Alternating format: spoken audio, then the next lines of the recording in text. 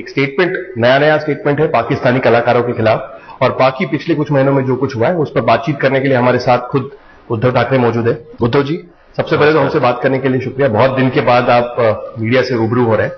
पहला ही स्टेटमेंट आपका था जो पाकिस्तानी कलाकार आ रहे हैं उनके खिलाफ था। अचानक पाकिस्तानी कलाकारों को लेकर बवाल हो रहा है। अचानक नहीं, ये आपने देखा होगा कि पिछले कई सालों से शिवसेना की जो भूमिका है वो है, और कई बार बाला साहब ने बताया था और कहा है कि खास कर जो बांग्लादेशी है उनको अपने देश से निकालो और भगा डालो। किसी ने नहीं मानी।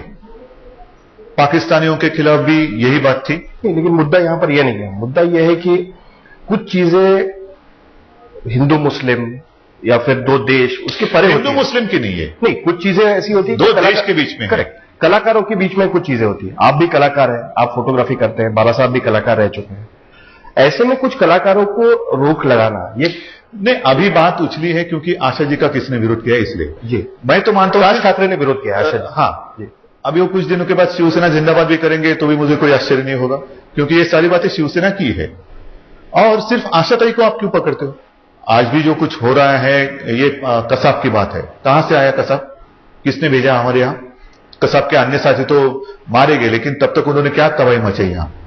कब तक हम झेले? कब तक हम अमन की आशा के पीछे पागल जैसे जाए? तो उसमें आशा भोसले को घसीट लिया। नहीं, ये आशा भोसले तो सच है, वो अमन की आशा झूठी है।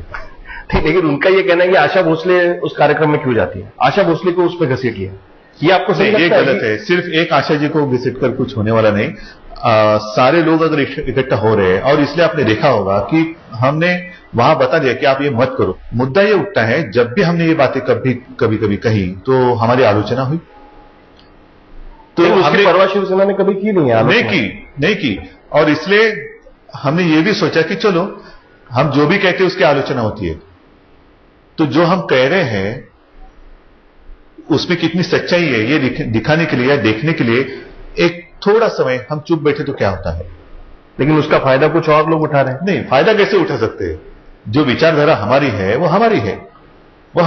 मुझे तो उल्टा एक समाधान है कि चलो हमारे राह पे चलने वाला कोई है, हम पीछे मुड़कर कभी देखें तो चलो हमें फॉलो करने वाला कोई तो है। तो आपका मतलब बाकी पार्टियों को नहीं है। आपका मतलब यही कि राज ठाकरे आपको फॉलो कर रहा है? नहीं, मैं क्यों कहूं? मैंने कहा पीछे मुड़कर देखूं तो कोई तो हमें फॉलोअर है। कांग्रेस अगर पीछे मुड़कर देखे तो लोग पीछे शायद पत्थर लेके उनके पीछे दौड़ते हैं, और कई पार्टी है जो पीछे मुड़कर देखे तो कोई नहीं रहेगा। लेकिन हम पीछे मुड़कर देखे चलो हमारे राह पर चलने वाला और तो कोई है। चलिए, मैं तो यही कहता हूं, ये हम हमारे लिए नहीं कहे, पाकिस्तान के हमारे दुश्मन है।